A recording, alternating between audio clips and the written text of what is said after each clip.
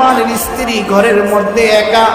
সালাবাতুল আনসারী শয়তানের ওয়াসওয়াসায় পড়ে সাঈদ ইবনে আব্দুর রহমানের স্ত্রীর হাতটাকে স্পর্শ করল। সাঈদ ইবনে আব্দুর রহমানের স্ত্রী অত্যন্ত ধার্মিক, ডাক দিয়ে বলে, সালাবা রে, তুমি কি ভুলে গিয়েছো আমি তো তোমার ভাইয়ের রেখে যাওয়া আমানত, আমার ইজ্জত তুমি নষ্ট করিও না, আল্লাহকে ভয় করো। সালাবাতুল আনসারী যখনই এই কথা শুনলো, আল্লাহকে ভয় করো, হাতটাকে ছেড়ে দিয়ে লজ্জায় মদিনার পাহাড়ের দিকে চলে গেছে। মদিনার অলিতে গলিতে ঘোরে আর বলে, মালিক, আমি অন্যায় করেছি, অপরাধ করেছি, আমার নবী যখন মদিনাতে আসবে আমি কিভাবে ওই চেহারাটা দেখাবো? বন্ধুরে, আমরাও তো জীবনে কত অন্যায় করেছি, কত অপরাধ করেছি।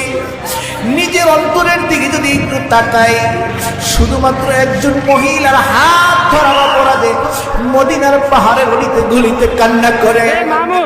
দিন যায়, রাত আসে, সপ্তাহ যায়, মাস আসে, কিছুদিন পরে যখন সাঈদ ইবনে আব্দুর রহমান আসলো, আল্লাহর নবী সাহাবীদেরকে নিয়ে আসলেন।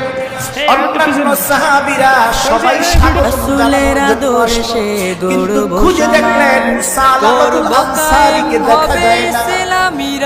সাঈদ ইবনে আব্দুর রহমান বাড়িতে আসলো, বিবি সবকে জিজ্ঞেস করে, সালাবাতুল আনসারী কোথায়? বিবি সব ঘটনা খুলে বললেন যে সালাবাতুল আনসারী তো আমার উপর খেয়ানত করেছে, আমার হাত স্পর্শ করেছে। এখন সালাবা কোথায়? মদিনার অলিতে গলিতে পাহাড়ের পাদদেশে কান্না করে সালাবাতুল আনসারী মদিনার পাহাড়ের দিকে চলে গেলেন। মাগরিবের পরে দেখেন সিজদার মধ্যে পড়ে কান্না করে, মালিক, তুমি যদি আমাকে ক্ষমা না করো আমি এই চেহারা নবীজিকে কিভাবে দেখাবো?